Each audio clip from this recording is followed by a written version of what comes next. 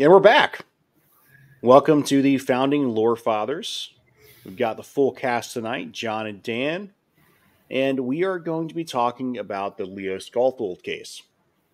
But before we dive into that, I do want to give a couple shout outs to some new listeners that we have. We have a couple new listeners in New Zealand and in Mexico. So thank you so much for listening.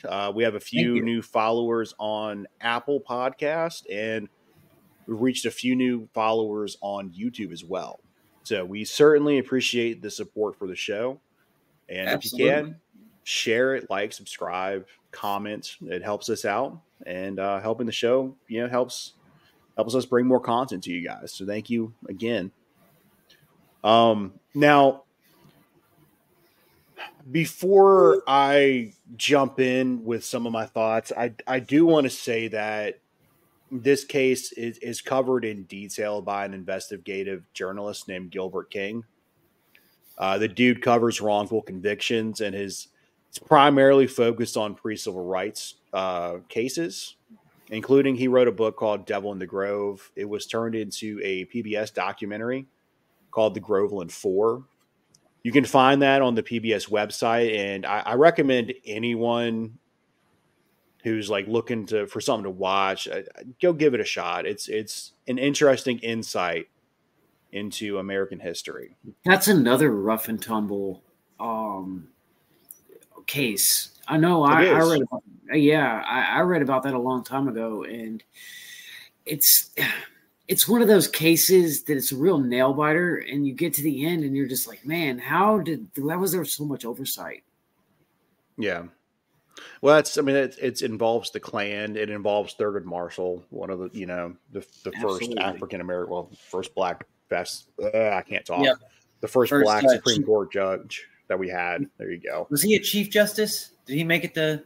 Dude, I don't fucking know. I know he did some good stuff and things, and that's that's the judicial branch. So I fucking passed 5th grade, man.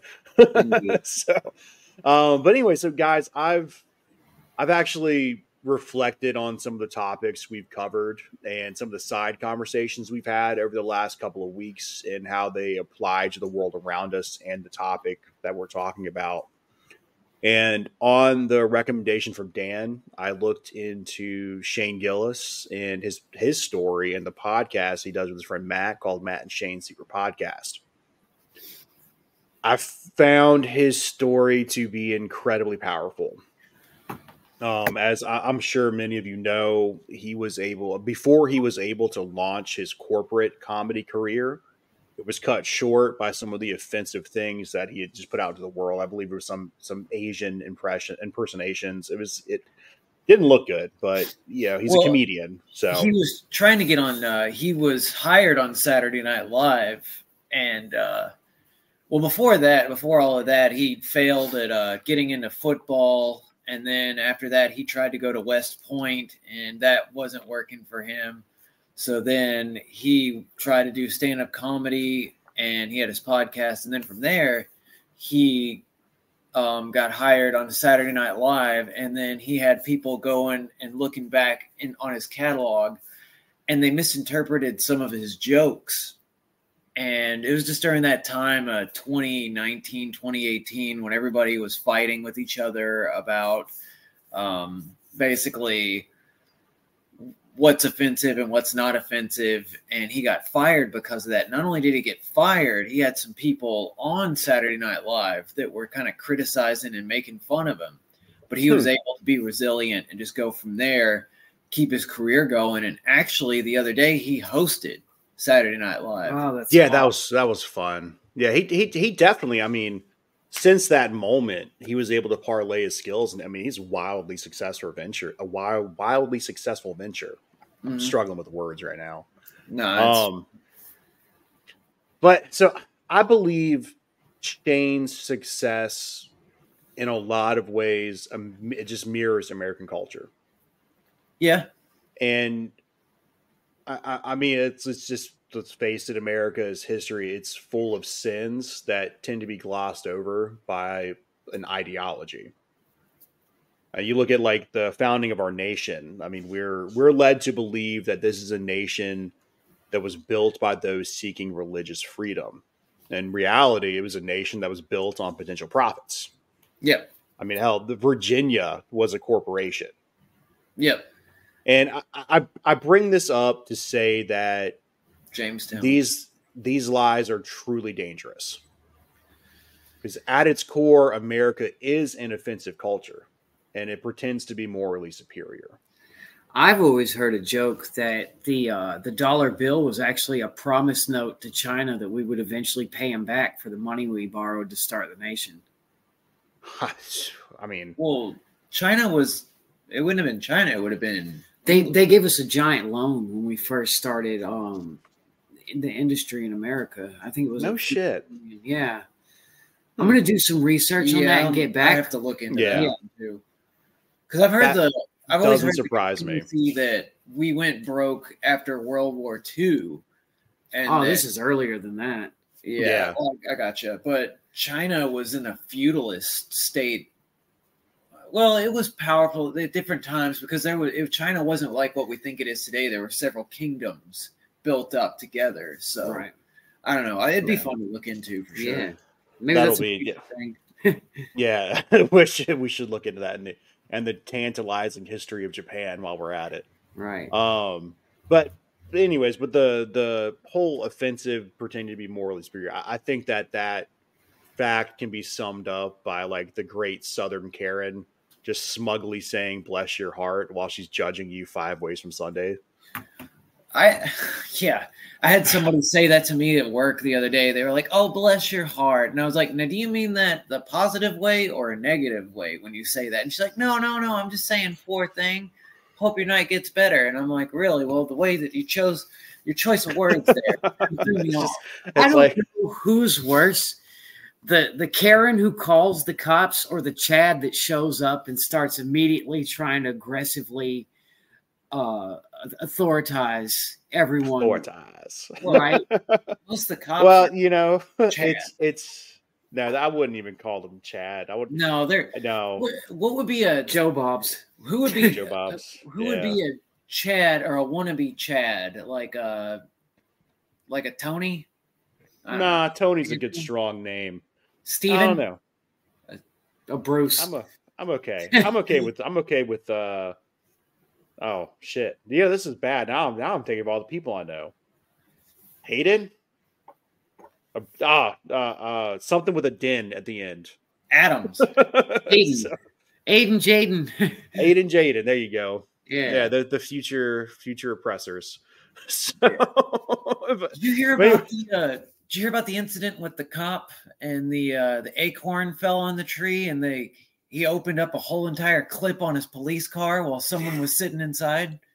Dude, the memes that have come out about that have been fantastic. Remember that lady who I guess she was having trains run on her by the entire police force? Yeah. Oh yeah. She was like the only cop who's not afraid of a nut. There was a picture of her. That's good. That's fucking wild the way that happened, man. Like for those who don't know, like there was a cop who like had a guy handcuffed in the back of his cruiser and he's walking away and an acorn falls and he thinks he's been shot. And so he turns around and just opens fire on his police cruiser. He's screaming "officer down" and his partner shoots too. And on top of that, like he emptied an entire clip, which they usually carry 9mm, right? Yeah. And she shot as well. And I mean, thankfully, all of their shots missed the guy because I don't even think he was under arrest. I think he was just detained at the time. I don't know how I'd feel after that. Of course, I'd be scared about like them shooting at me. But then after that, I'd also be like, I'm never calling the cops again. They missed every single shot.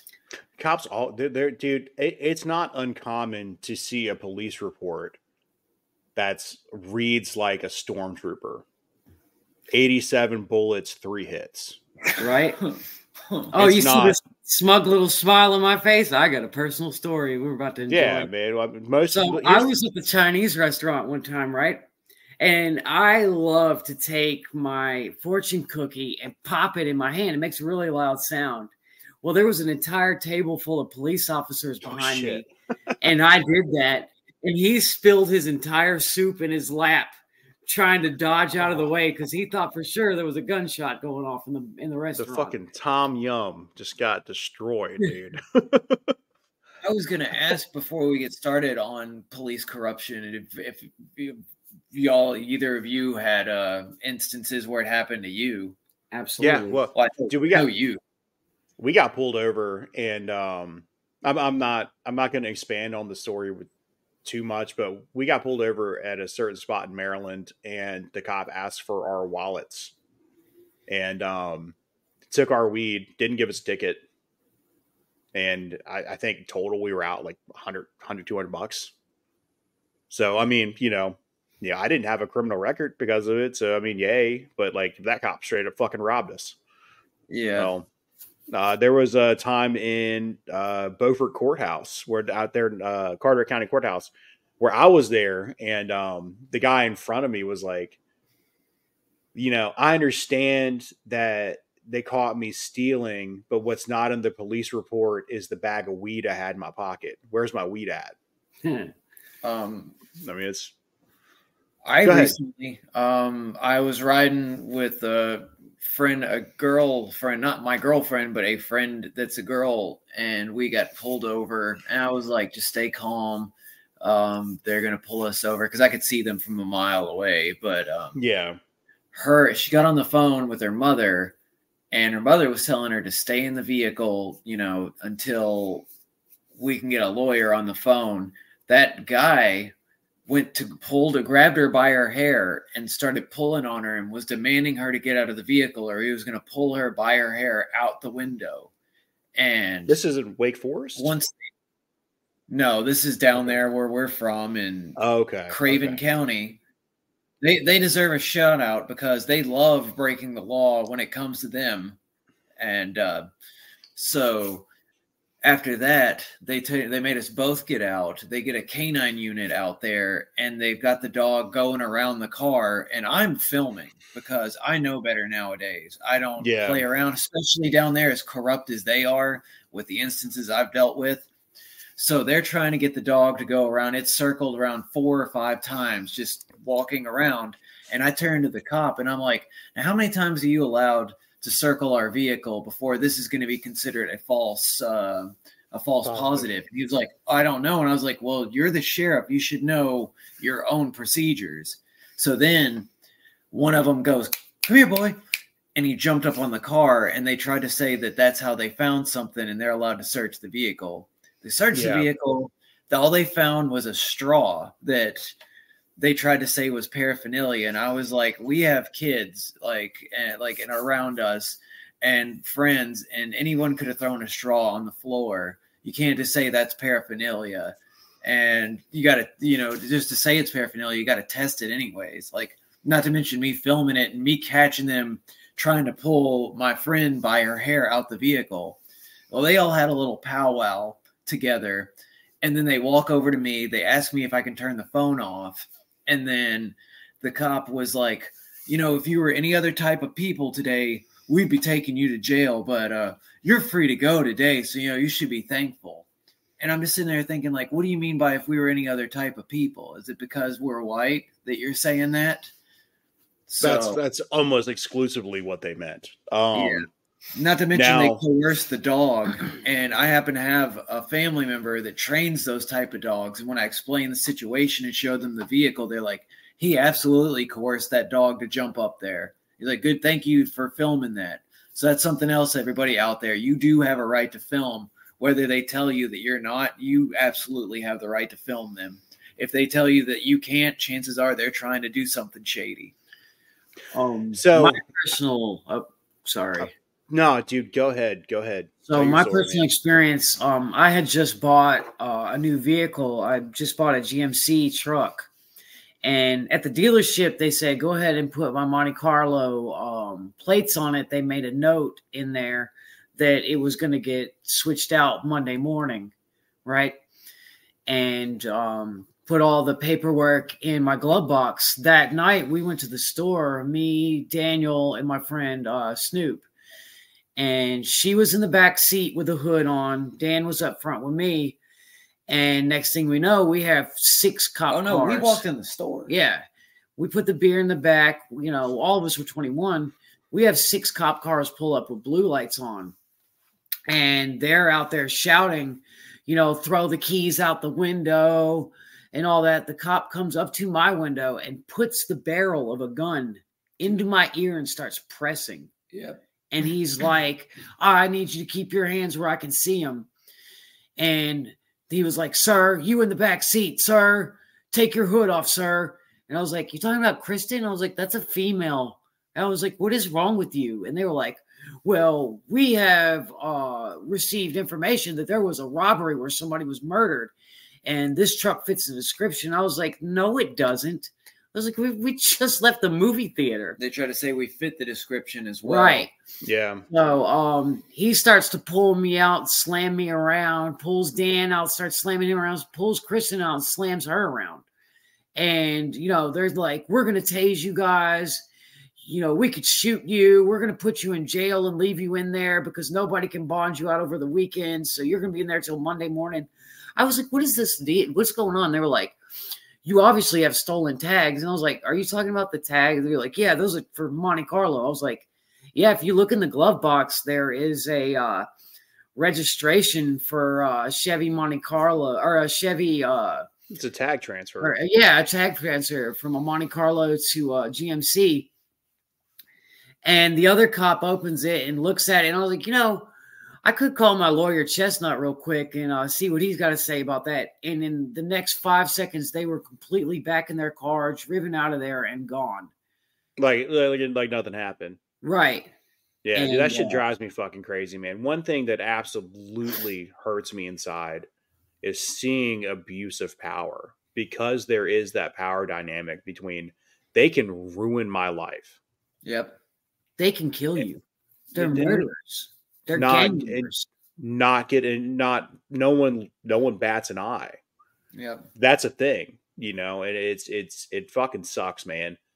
But this what we're talking about right now is shocking to people. And it comes from this distorted view of our history. This ideological America that never actually existed. No. It's gone into our institutions, including the criminal justice systems. It would be lovely to say that the rank and files of the police force, the prosecutor's office, and the judges are filled with honorable people willing to do the right thing, even when no one is looking. Well, sadly, it's just not the case. They're humans. They did a test. They did a test at a college with the Stanford prison experiment. Not that one. There's another one they did where they made it a game of Monopoly, where one person plays the game regularly and another person gets to roll twice, and they get twice as much money each time that they win. And just alone by having those set of rules and having that much authority over the other person, they immediately started getting more cocky and arrogant. And they started talking about how, you know, like how their skill and their ability and what they did, how much better than they are than the other person. Now you take that kind of like built-in ability and power inherent in the system, and you put it to people that have been picked on in the past, or just feel like they've been wronged, or they feel like they're going like it's a black versus white, it's good versus evil, and you put that mentality on top of them. It's just a recipe for disaster. And then, like you said, the Stanford prison experiment, one of the worst things ever. The black versus white thing. There's actually someone on the Fuquay Arena command staff, police force, who has open Christian nationalist stuff on his Facebook page calling for civil war. Oh, yeah. That's a person who, you know, believes that anyone who's ideologically different from him is a demon. Yep. You can't reason with someone who believes that they are working against demons. You just can't do it. And you've given them the right to use lethal force, and they can get away with it pretty much. I do not want to get into it, but that was what the cop used in that Missouri shooting. He said that the man looked like he was a demon. Yeah, I'm not going to drop any names. We all know the story, but that is what his defense was. It's the dehumanization that goes on, and no one's going to get fired. And I mean, we're talking recently. So there is a Fuquay Arena. I fucking hate saying this out loud, but he's a firefighter who routinely drives 20 to 40 miles over the speed limit next to my child's school. And I've called the fire department about it. I've talked to the chief about this a couple times. It's always been my word versus his word, because for some reason they don't have the speed trackers, the radars or whatever on their car. Well, I caught him on video. I have the video of me going 60 plus and him hauling ass away from me in a 45. And when I showed the chief the video, his response was, well, people speed on that road every day. Yep. You're gaslit. So, yeah. So, I mean, I'm letting my emotions kind of go, like, settle down before I act on that. But I'm pretty sure I'm going to take this public. I'm not sure how or when, but well, you've already made it start just now. Well, you remember Dateline when they did their special about cops using their authority to speed at, like, no matter what the situation is, at dangerous levels of speed. They used the state of North Carolina. Yeah. Today, Sid and me saw an ambulance turn his lights on at the stoplight, drive through the stoplight, stop traffic, drive through the stoplight, and then 2 more lights down, we saw him with his lights off, waiting for the next light. So, you know, that could have been a canceled call. That sucks, though. But I mean, see it every time, though. Here's the problem. Same road. Here's the problem. So those bad apples, they inflict so much damage on our society that it can't be ignored. Right. You can't give people the benefit of the doubt. I would love to, but you can't do it. I mean, for Christ's sake, do you guys remember the story about the guy or girl who got pulled over and they had a Spaghetti-O spoon that was molded underneath their seat, and they thought cops pulled them over for heroin, and they were in jail. They were in jail so long that they almost admitted to it. Because they didn't get the tested. Yeah. The guy with the donut that they said tested, like, the donut glaze laying on the ground, and they said it tested positive for meth. And then, like, he was in jail and he lost his job and things like that. And it turns out that it was donut glaze. The test was wrong. The other night I watched a video and I cried actual tears. This girl was wrongfully arrested. They cuffed her, seatbelted her into the back seat. The cop started driving, and he was texting his girlfriend while he was driving, and he went over a bridge, and the car is filling up with water, and you could hear that girl in the back seat completely helpless, screaming. She can't get out. She can't move. She's handcuffed behind her back, fighting for her life just to get free. And then you just slowly see the video fade out. And that guy's remembered as a hero. 19 police officers show up to a cop that wrongfully shot somebody 9 times, emptied a clip on somebody. 19 cops in support, and gave speeches on how he was such a remarkable guy. It's just awful. Well, I seen an instance outside of my house where, like, for one thing, they should not be handling mental health crises at all. Absolutely not. Not in the slightest. They are not equipped. Their type of training is not to handle people with mental health. But unfortunately, we had presidents like Ronald Reagan that cut all the funding to helping people with mental health. And we just made it a situation like, well, we'll let the cops handle it. So I seen a woman, a frail woman, probably weighs about 80, she probably weighed about 80, 85, 90 pounds. And she was definitely in the middle of a mental breakdown.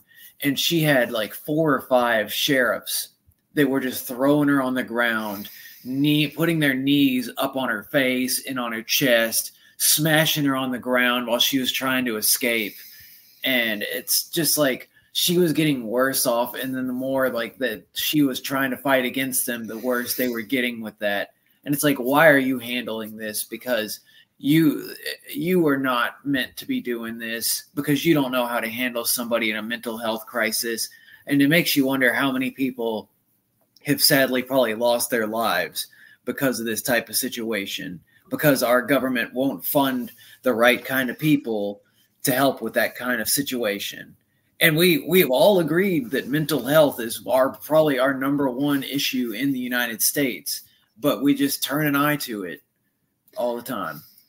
You know, I wish I could tell you guys that this upcoming case that, you know, we were going to bring a bright side, but no, it's only going to get darker from here, guys. Well, the last thing I was going to mention before we get started is, like, on top of all of this, we can't forget what happened in Uvalde. The most embarrassing thing that probably has ever happened in this country. Absolutely. I can't believe they still let them wear fucking cowboy hats. Fuck those people. Right. Fuck those cops. Yeah. And the fact, you know, from going in there to save their kids. That's what really, really fucked me up. Like if you're a goddamn coward who's too afraid to act, let someone else who will. They're willing to go do it. Fucking let them. Fucking I'm gonna move on. I'm gonna move on from that but anyways, I am proud to say that our country has gotten better for a wide variety of people as it's progressed. We still have problems. Oh yeah. I firmly believe that these problems are so deeply ingrained into our criminal justice system, and it still has these problems because the average American is unable to understand just how bad it truly is. Yeah. Yeah. That's why we see, like, you know, the average middle class, upper class person, when they're exposed to the dirty inner workings of the police force, they are genuinely shocked. Yeah. This is a very, very common theme. I've found this while researching several topics that we're getting into over the next couple of weeks. Well, like you said yourself, we are getting better in this country. It's like the cutoff. Well, I'll say it's like a generational thing. It's almost like it starts with Gen X. There's some in Gen X that kind of see what's going on. The millennials absolutely understand it, and we're the ones that are fighting for change, as well as Gen Z. Like, Gen Z seems like they're actually getting out there, and, like, you know, they're the ones who are mainly doing the protesting and the riots.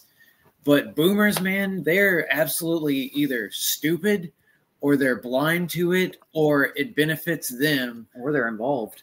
Or that's what I'm saying. It benefits them, so they are okay with what's going on out there. At the very least, if they're not involved in with what the problems are, they're dumb.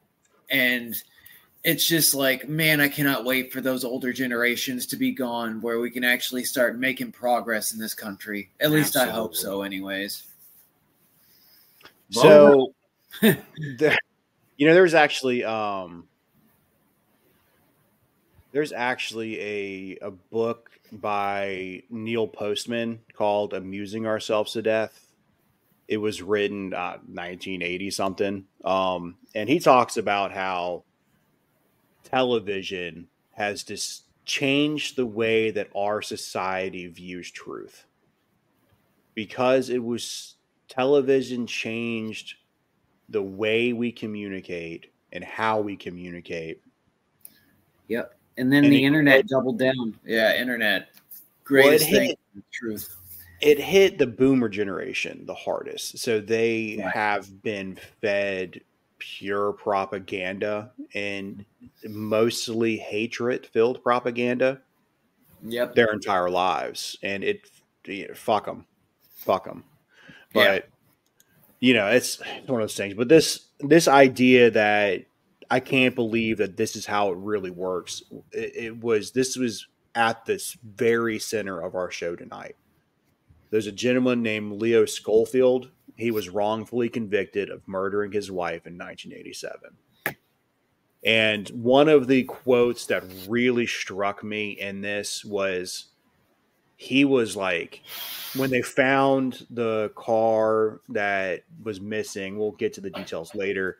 He said, okay, I called the cops, and, next thing, I was hoping Batman would show up and everything would be all right. And then you can hear the pain in his voice when he says, but that's not what happened. And that really stuck out to me. And you'll hear that story, that phrase painted a different way several times over the next couple of weeks. Me, I'm 41, about to be 42 years old. So I remember this case from Unsolved Mysteries. When I was a child, the episode aired, and, they went through the whole introduction, and they showed her at a payphone. I remember it clearly. They did the reenactment of her at the payphone, and then they talked about how she disappeared after that. And, you know what I mean? And it was an episode that really stuck with me. I was scared of payphones in dark areas for the longest time. Like, if I broke down or I had a flat tire or something like that, I was terrified of having to go to a payphone at night. Because of this episode, it left an imprint on me. For our younger listeners, before we had cell phones, there used to be these phones that were at gas stations, sometimes like drugstores, that you put quarters in, and that's how you made phone calls. Yep. So that's a payphone, in case anyone wants to know. It's also where Superman would change that every once in a while. Right. So the Superman's not coming. The main thing I want you to take away with this case is these people did not have a cell phone. They did not have a pager. They did not have a house phone. Payphones were the only way they were able to communicate with each other.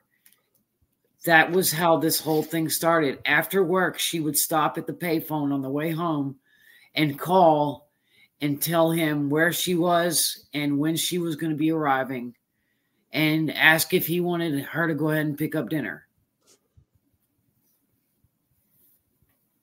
All right. So let's talk about what's going on here. So we have 21-year-old Leo Schoefield, and he could have been any of us.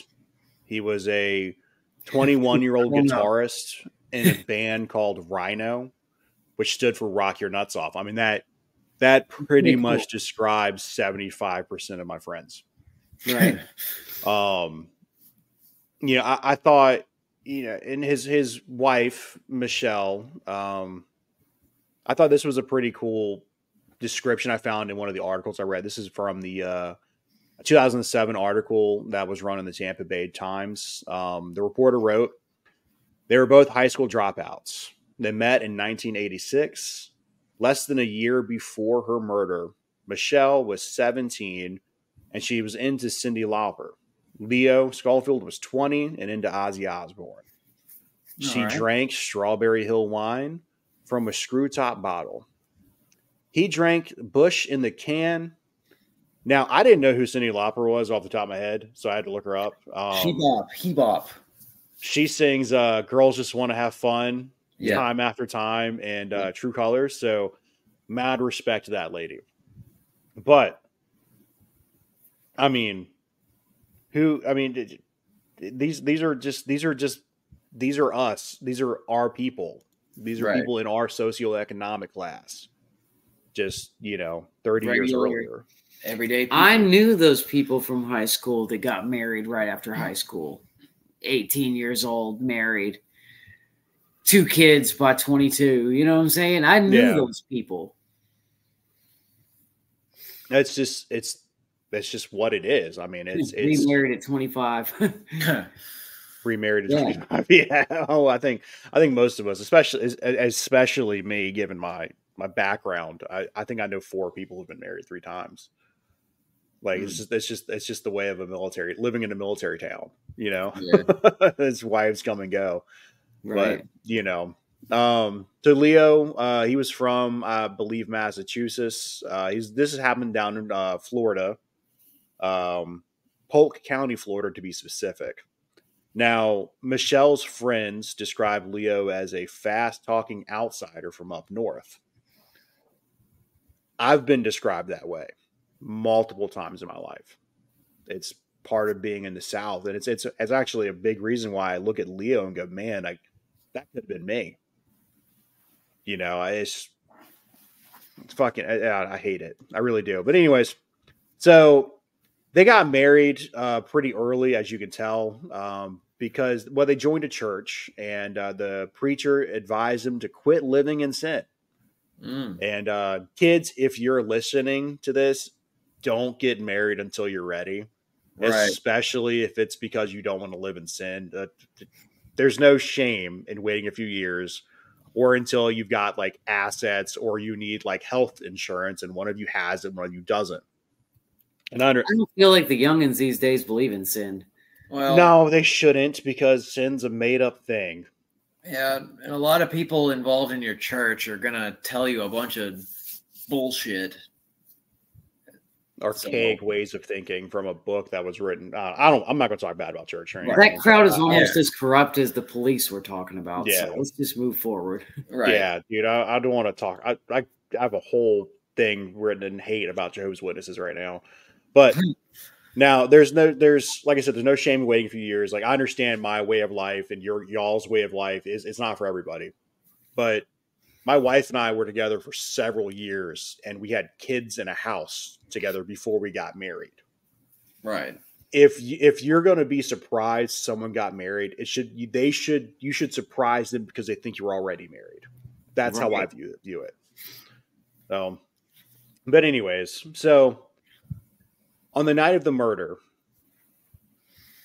John, you mentioned the payphone thing. How about you kind of walk us through what happened? All right. So Leo was going to band practice that night. We spoke about that a second ago, how he had the band. He was playing music. She was at work. I believe her shift ended at 9 o'clock.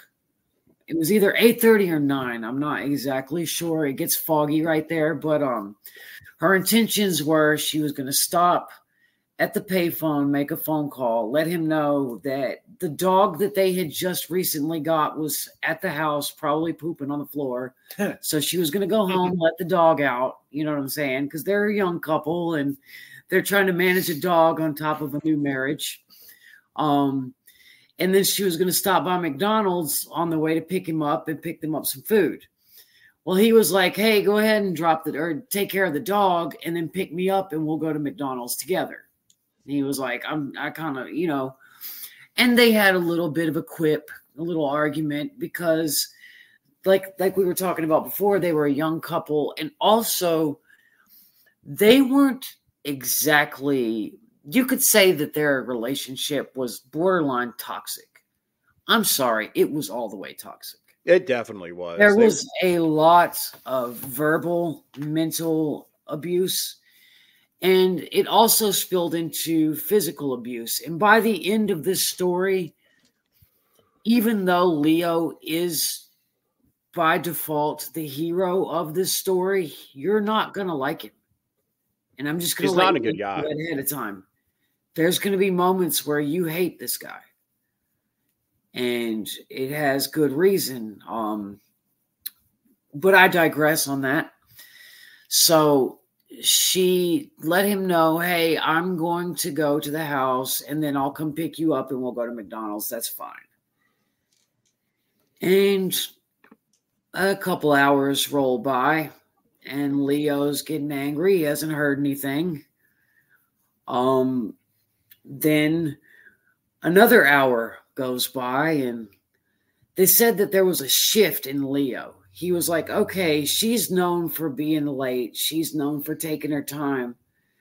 But I've just got this sinking feeling that something's wrong because she's never this late, especially when she said she was going to be on her way in a few minutes. And he started getting this feeling that he could not describe. Now, according to Leo, according to L, this is when he got with his father and they headed over to the trailer that they lived in to try to see what was going on. Correct me if I'm wrong on this, right, Richard? I'm sorry, I was muted. Yeah, there was so they got together and they decided to go to the places that she would frequent, where she might be. They went to friends' houses, they went to the family's houses, and no one could find her. And that's when they involved that night. Everybody that witnessed Leon said that he was distressed. Like, you couldn't calm him down. He was angry because he couldn't find his wife, but at the same time, it was this dread that he couldn't describe. He just knew something was wrong. As one should feel in that situation, like you should feel distressed and, you know, concerned and whatnot. But that's kind of crazy, like funny. Well, it's not funny, but it's like, I'm sure this is foreshadowing, but like how some people, especially investigators, can mistake someone being completely distraught and stressed as being like nervous about or feeling or looking guilty or something like that. You know what I mean? Yeah.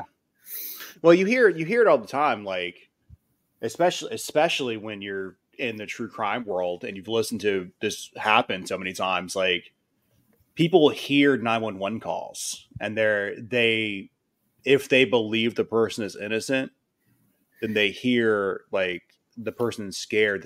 And if they think the person's guilty, then they sound like a monster.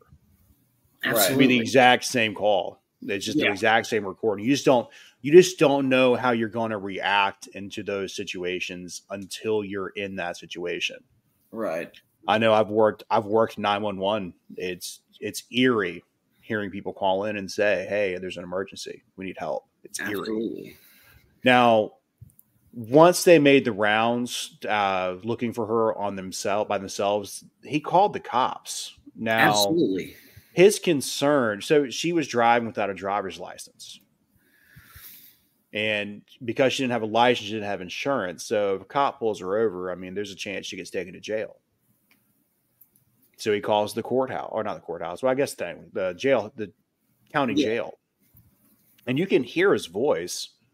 He's like, "Hey, I'm looking for this person. Yeah, is she there? I just need to know. My wife got picked up." And when she wasn't there, I think that's when that really fucked him up. Yeah. Like, okay, if she's not here and she's not in jail, where is she? And my heart goes out to the guy because I can't imagine my wife going missing like that. Absolutely. And the one thing is, like, don't let them tell you that if somebody's missing, you have to wait 48 hours. That is an urban legend. Yep. If somebody is missing for even an hour and you feel like something is wrong, you can open up a missing persons immediately. And that was what he was trying to instigate that night, is he was like, look, she's missing.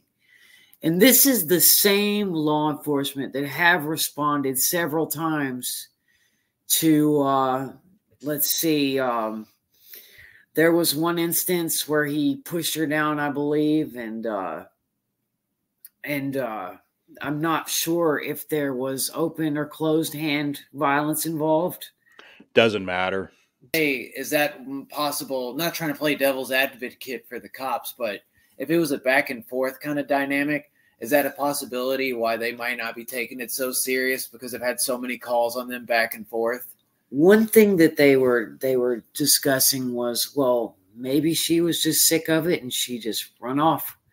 Maybe she decided she was going to go let him cool down for a while and hang with one of her friends. And again, not playing devil's advocate, because if your job is a civil servant for the public, to protect them and serve them, it doesn't matter how many times you get called on a group of people. You take it serious every single time, no matter what. That is your job. Do your fucking job. Don't make people have to do your job, especially talking about these fucking Mounties up there with all the missing 411 people. They don't do a goddamn thing up there. Moving on. Sorry, I just had to. Well, the element of it being a frequent flyer situation, that's a very real thing. I remember, I know we talked about it in the past with some of the other firefighters we've had on the show, just anecdotally about like, who was your favorite frequent flyer? And you can hear it in their voice. Like, God, I hated this person. It drove me crazy every time he'd call. But though you still have to show up and you still have to be professional. You still have to go do that. Yeah. Now, in terms of violence going both ways, I didn't see any official reports on that, but I wouldn't be surprised if it did. I know I've never been a part of an abusive relationship like that, but the people I know who have been, it's usually, in their situations, it's a two-way street. Oh, so everybody's seen South Park. The thing is though, is like nowadays, because I've been in some of these abusive relationships, nowadays you see more of the back and forth. A little back in the past, it was more one-sided. You saw a lot more abusive men, just women staying because they didn't have prospects or they didn't have. Well, it's just the way the laws were set up, dude. Yeah, especially this is a trailer. This is the 1980s, and these are people without phones. This is before technology. This is before your neighbors and everybody around. Every car down the street has a camera. The internet, you know what I'm saying? Like things nowadays, I feel a lot safer with everybody having a cell phone and the ability to record constantly than I would have ever felt back then. Right. I mean, that's.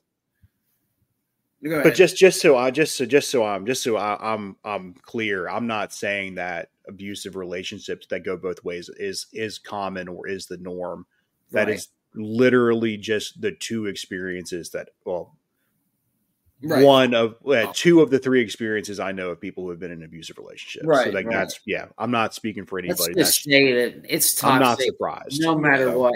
If you're in something like that, get out. Yeah, and I'm just trying to figure out the scenario here. Right. So like now sounds like he's an important questions. He's an abusive guy, but this one time he's actually concerned, and I'm wondering if like the police are kind of like boy who cried wolf in him a little bit. They're more concerned with the fact that they have run into his neighbor. Her name was Alice Scott. God, what a bitch. And she is one of those busybodies. She can tell them who's been in and out of that house, who comes over on the weekends. She said that she saw his father's pickup truck pull up that night while she was looking out her window spying. And there was a ruckus next door. And she also said that late in the night, she had heard him running a floor cleaner and a shampooer, and he was in there cleaning up a giant mess, in her words. Okay. Interesting. So the police immediately started to feel like there might be some sort of foul play at hand, or something's just not adding up to them. Because the hours tick by. There's no word. They searched for her all night, which Leo was part of the investigation from the get-go. He was helping search. He was gathering people up. He was just not going to stop. But correct me if I'm wrong, Richard. Didn't he go to work the next day? I don't know if he did or not, if I'm being honest with you. I think that I read somewhere that he went to work the next day. Now he was either a roofer or a painter. Ugh. And I mean, I may be wrong, but I think I heard that somewhere in all the notes that I took. Well, that's such a strange thing. Like, right. Because dude, I don't know. Again, you don't know. My life, there's no way that I could. No. And if that is true, I see where a little bit of suspicion may have come in. Or not. Oh, man, I see suspicion all the way through this case. Absolutely. I really do. Now, I will say that just because you're in an abusive relationship doesn't mean that you're a murderer. But I will say that a lot of times, people who are in abusive relationships, if one of them gets murdered, a lot of times it's the spouse. Now, I know that the police, when they went to the trailer, And at this point in time, they have decided that there's some sort of foul play involved. And that trailer is a crime scene. So because of the words that his neighbor had said, they just knew that he cleaned up something over there. So they go inside, and the place is a complete wreck. It just looks like, you know, those types of people. They fight all the time. They keep a disgusting house. And the thing is their theory was that he cleaned up the area so well that there were no trace of blood. So this is important, especially because of the way Michelle was killed.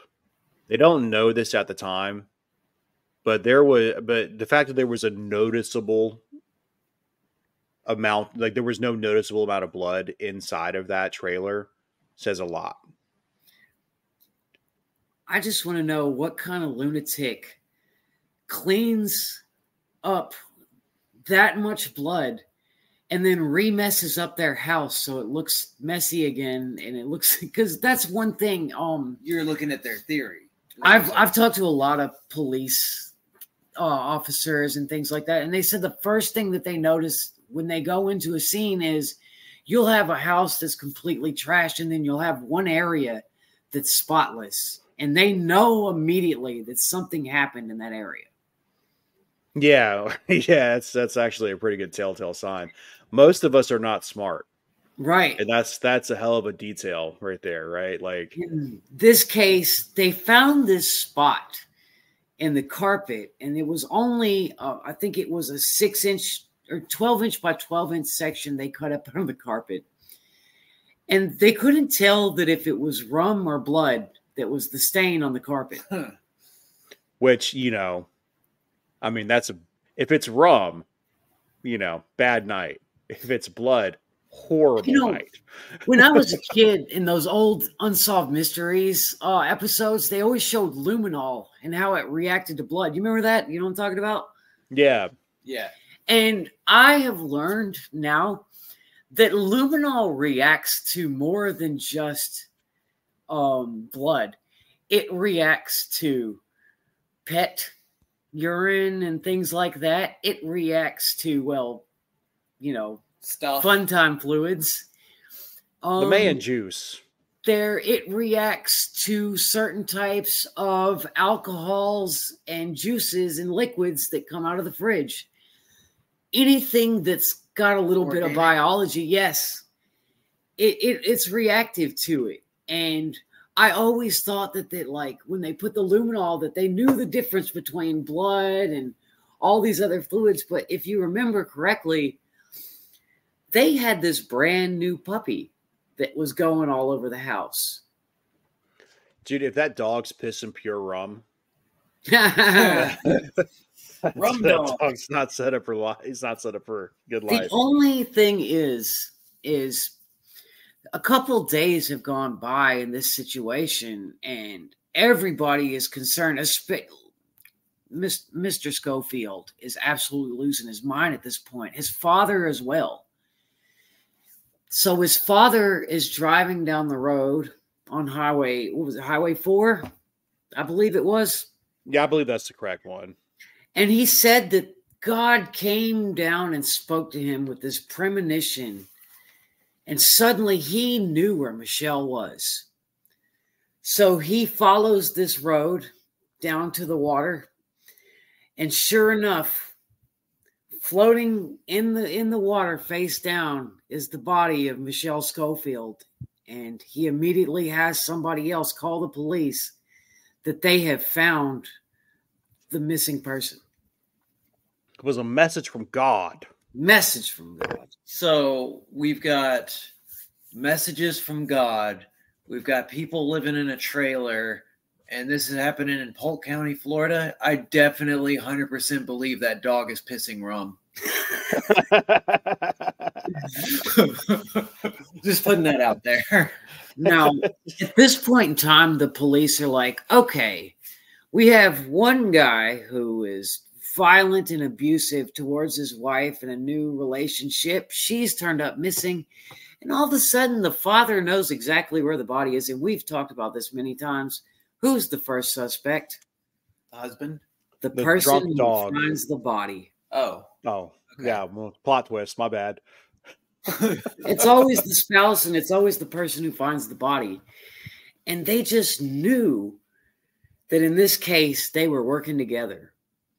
So I think it's important to note the geography of Polk County, Florida, is unique because at some point they discovered fossils out there. Mm. Now, when the scientists discovered those fossils, they also discovered phosphorus, and phosphorus is it's one of the top ingredients for fertilizers. Right.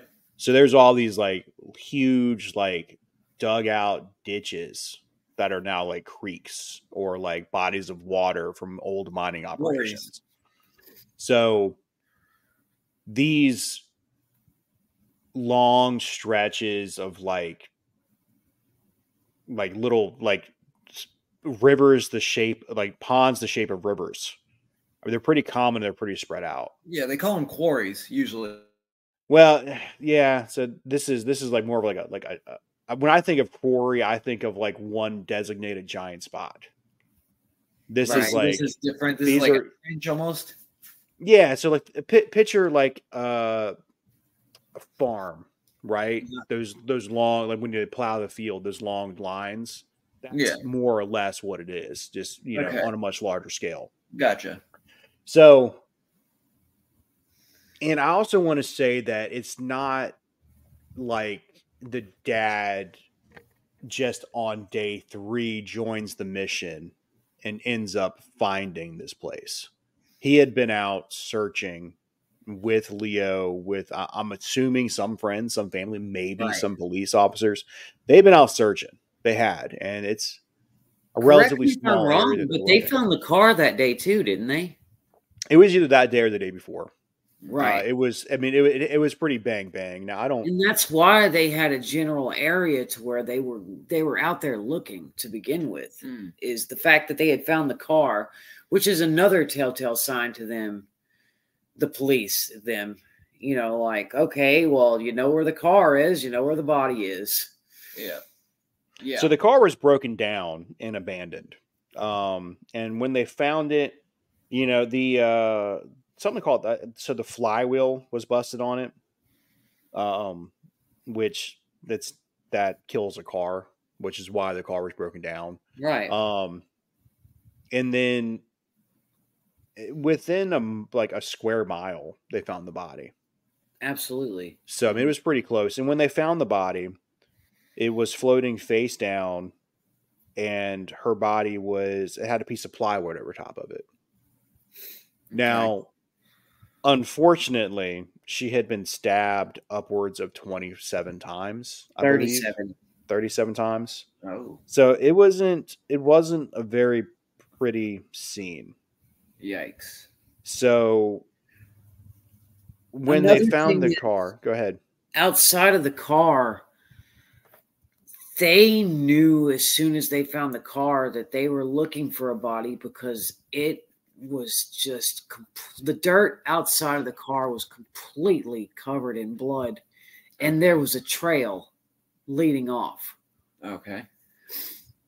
And they said with the amount of blood that they found, now you got to think about this, right? What is there, 5 pints in your body? Something like that. Yep. Have you ever spilled an entire gallon of milk on the ground? An entire gallon. Have you ever spilled an entire gallon of milk on the ground? It is quite a mess. Now imagine that is blood. It's thick. It's gross. It smells weird. I mean, not fun. Right. And if you've donated blood, if you've those blood bags, dude, that's a lot of fucking blood. Right. So, yeah. And that's just one. That's a pint, a blood bag. And I think the most important detail about the car is the fact that it had fingerprints inside of it. Now, what they do know is that those bloody fingerprints did not belong to Michelle, and they did not belong to Leo.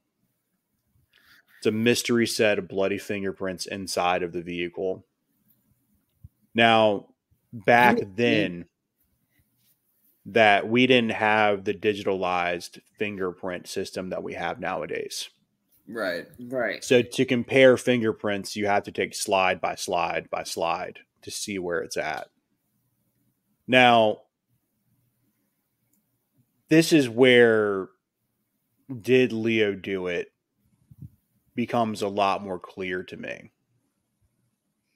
Bloody fucking fingerprints inside of a car where someone was just murdered in. Those don't just fucking appear. Exactly. So, and another thing was the stereo was missing. That was something there. The car was broken down. The stereo was missing. There was bloody fingerprints inside the car that didn't match Leo, and they didn't match his father as well. And you would think that would be enough reasonable doubt to free that man at that exact moment. And the only issue is during that time, this is a small town, a very, very small town. And one thing you're going to learn about this case is every time that something can go wrong, not only did it go wrong, but it went wrong in the worst possible way. Leo was not only sent to trial during a time when there was another giant murder case, but this other case took all the priority of the jurors in the town. So there were only 10 people left to serve jury duty at the time. They had 12 people picked originally, but 2 of them couldn't make the case, or one of them was sick, the other one couldn't make the case. So they convicted Leo with only 10 people. Did you know that? Well, we'll talk. I think we'll talk more about the trial in episode 2. Right. Yeah. I just wanted to put that out there. Like, that was the first major thing that stuck out to me is there is no other case in history that you have less than 12 jurors. It's illegal. So so I'm not sure if they changed the law or not, but like you have to waive your right to the full 12. I think that's part of it. Yeah. So this happens and people start to turn on Leo. Like they can't prove, they don't have any physical evidence saying that Leo did it. Right. They have a hunch that Leo did it. And for a while that was all they had. Is they were keeping an eye on him. They were going to follow him to see what happened. If anything else happened, his story changed. And this looming like cloud of did he kill his wife was so thick in that small town that he had to leave. And that's probably the best thing he could have done, to be honest with you. But he carried his happy ass back up to Massachusetts to live with one of his family members.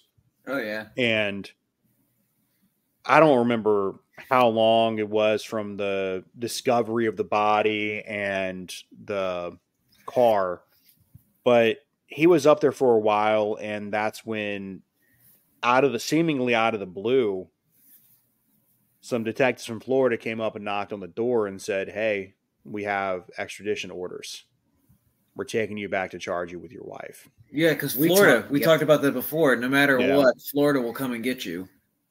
Anywhere. So there was a particularly ominous moment that I heard in the podcast Bone Valley, which is where we get a lot of this information from, where Leo is talking with his dad about what's happening and how he's got to go talk to a judge the day before, because there is an extradition process, right? Like you can fight extradition to another state if you want to. You can. It's a legal option for you. But the night before they went in for that trial, his dad, maybe, I don't know who, goes up to him and says, if you did it, go ahead and jump. And Leo obviously didn't jump.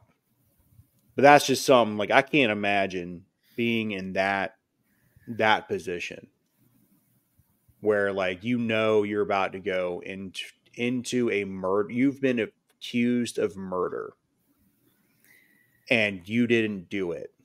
And you now have to go face a trial. Yeah.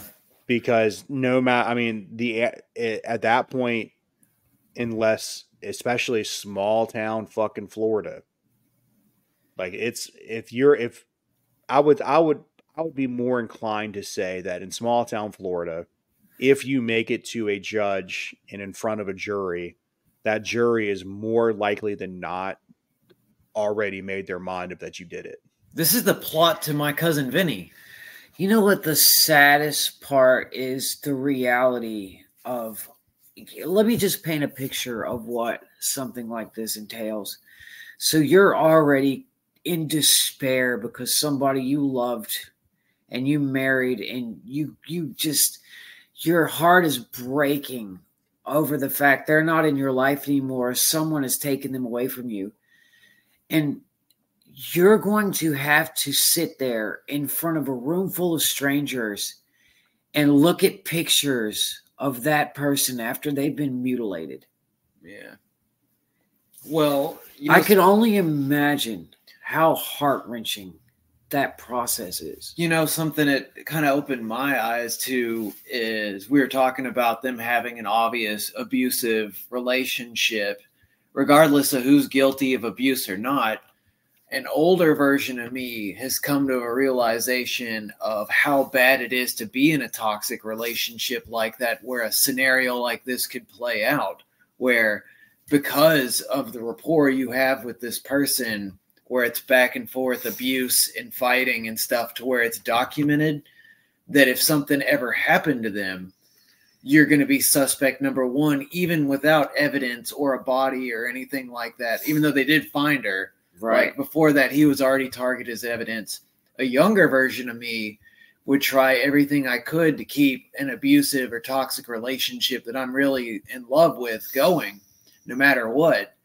But an older version of me kind of sees these kind of things playing out, and like, especially if it's somebody that you know has tends to just like run off or disappear, and you know, like nowadays I'm kind of more calculated with my decision making, because you never know how something. You ever been in a situation like this, Richard, where you might have to make a decision, but you got to wonder how it's going to play out, like what your ramifications could be?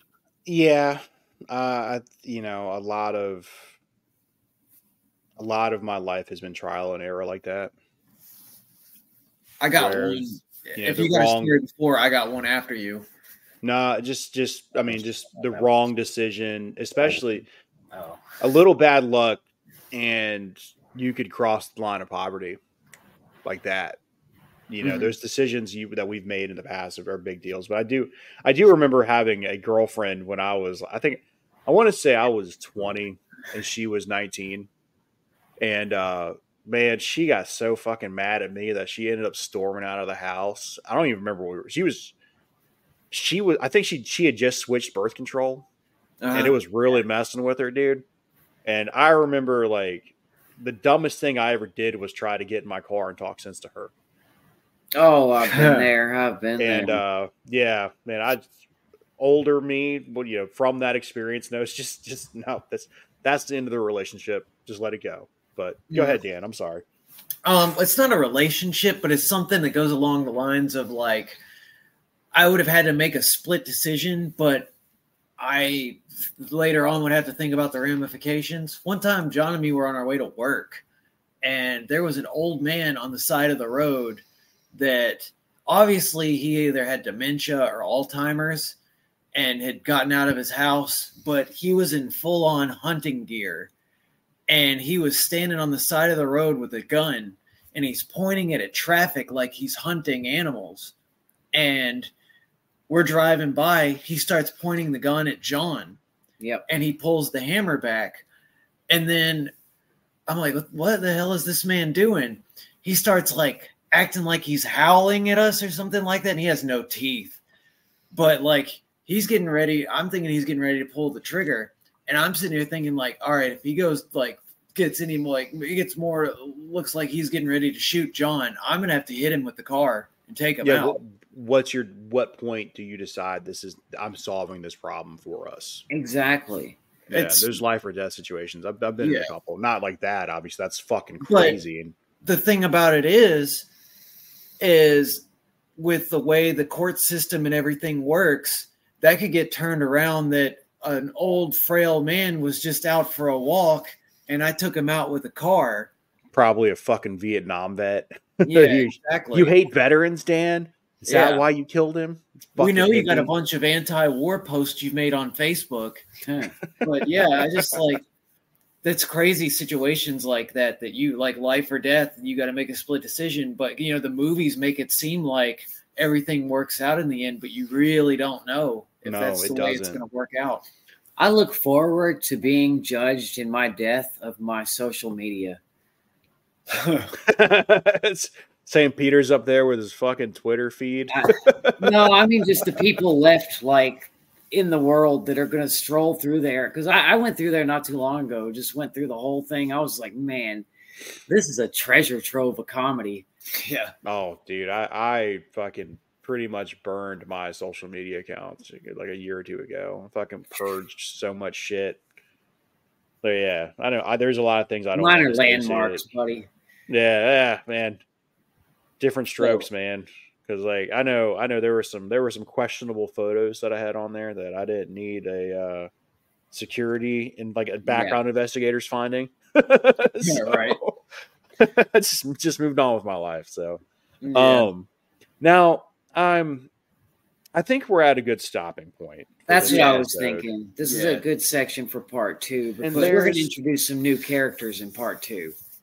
There are some closing remarks I want to make, but go ahead, Dan. I was just going to make a recap. So basically, we know that we're dealing with an abusive couple. Lady's supposed to come home. They have payphones they're working with at the time. She doesn't make it back at the time she said she's supposed to. They have to start searching for her. We're talking it took days before they found her? 3 days. 3 days. And then the dad and the son happen to find her on a hunch. And the police are thinking they're in cahoots, that they've teamed up. They're the suspects. Yep. And they're basing it on the fact that a neighbor saw him cleaning. The neighbor saw. And there's a spot on his floor that got removed. So you have his friends that he plays music with saying, no, Leo was here. Okay. Until. He was at band practice. Yeah. Until, we got with the police and started looking for her. And you have the neighbor saying that she saw his dad's pickup truck pull up and a fight ensue. Okay. And that the place got trashed, but then later on he cleaned it up. But then she's found dead somewhere else in a pond, face down, stabbed to death. So I'm just going to recap what we're dealing with. You nailed it. Okay. So if I was an investigator, I would take what the busybody lady said, and I would probably throw that out and work with the other parts that I have working with. But we're talking about Florida. We're talking about tunnel vision. How can we make them? These police officers, they have one scenario. That's how it played out, and they're going to do whatever they can to prove that that's the way it went down. And that bothers me, that's how some people that work in investigations are, that they don't hold their mind open to all types of interpretations. Well, that's where I kind of want to jump in right here and say something. So when it comes to the tunnel vision of this is the way it is, and that's how it works, that's being viewed from the lens of somebody within the criminal justice system. Now, the problem with this is their identity is tied into that community. And there are plenty of people who are willing to die over something stupid. But there are not enough people who are willing to remove themselves from that community to do the right thing. Right. When you have to give up your connections to your group, to your identity, because that group is doing something evil, it takes real bravery. And that's something that, in this case and in many cases like it, is something that people are unwilling to do. And if you are thinking about becoming a public servant, working in the police force, working as a firefighter, you need to be able to look at a shitty situation and say, this is wrong, regardless of how you may be affected personally. Yeah. Not to mention, a lot of the people in the field of investigations or even law enforcement are elected officials, and to them, their percentage rate of getting convictions matter most because they're elected. So it gets to a point sometimes that they don't necessarily care about getting the truth or making sure it's the truth, versus I look better than this other guy in this glorified competition. And that's shameful in itself too, that we've gotten to this point. When the prosecution is indulged in their own sense of justice and they're willing to circumvent evidence, you end up in situations like this. I think that all police officers should also have to carry a peer support specialist with them. I feel like there should be some type of counselor to balance out the situation. I think that's a good and reasonable thing to say. And you know what really irks me about that situation especially is because when you look at town budgets, when you look at city budgets, most of the money is going to the police force. Right. Force. That's exactly what they are. Yeah. It's to change the way we police is scary. It is. I understand that it's different and people don't like different, but it is something that needs to be addressed. Look at how less violent England is, and they just carry a stick with them. Yeah. Our police officers have SWAT vehicles and tanks and guns and machine guns and they shoot at acorns. That comes back to the whole indulgence of the military-industrial complex that makes so much weapons that we don't need, that they have to get rid of them somewhere. I mean, they can't leave. You know, like, why is America so violent? Well, that's where we make a lot of our money. We make the weapons and fund a lot of these wars that are going on around the CIA planet. Passes out crack to feed. It's a country built on conquered land that was funded by slavery. We were born a violent nation, dude. We sent weapons to the cartel.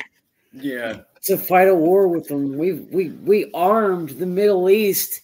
And then when the other side won and started taking over, then we picked a war with them. That's like whenever I have boomers and lied about it and funded it with crack. Like when I have boomer family relatives that are like, I wish things could go back to the way they were when I was young, and or like the way it used to be. And I'm like, what age are you talking about? Right. Give me an age and I can pick apart how awful it was, how it truly was.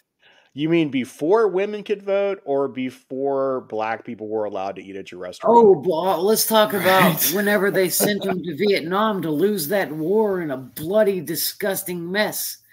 That they caused the whole Gulf of Tonkin after Timothy Leary filled them all up with LSD. on a lie. Yeah. The attack that got us into that war wasn't real. And then when you sent them over there to fight your stupid war and they didn't want to do it, you blamed the people that were dealing with shell shock. It's really shell shock. Man, after this episode, I need a cigarette. You blamed them. Dude, fuck, I want one too, man. Right? The treatment of veterans post-Vietnam was fucking dismal. Are you talking about the guys out there right now on the street? They waited until the majority of them had died before passing a bill that would provide them proper health care for their Agent Orange exposure. They've been standing on that street corner arguing with their boss, their landlord, and their wife for the last 20 years. The exact same people stood before us for my generation's Agent Orange and fist bumped each other when they blocked the bill. Yep. All you want to know why? Because the liberals were winning. They stopped us from getting fucking health care for political gain. Yep. Thank God for Jon Stewart. Yeah, man. Welcome to America. Yeah, well, you're right about that whole the rose-colored lenses that we view ourselves, and it goes back to what I said earlier. The lies that have been spread out throughout our history just to make ourselves feel better is polluted our system, and it's where we are today. And it's actually at the center of the fucking book I'm writing about how fucking terrible things have been. So when they say they wish that it could go back to the way it was, basically what they're saying is they wish we could go back to being blind and oblivious and not have the truth out there. No, I think when the boomers say, I wish we could go back to the way things were, I think what they're saying is, man, we really fucked up. Sorry, guys. But they can't say that. They can't they're admit emotionally unavoilable. Yeah, you know. And now we're really fucked because they blew up the Georgia Guidestones, so there's no future either. So there's no way back. it's just books about witches and shit. So boomers, do us a favor and just go ahead and die, please. Well, goodbye. See you next week. Bye.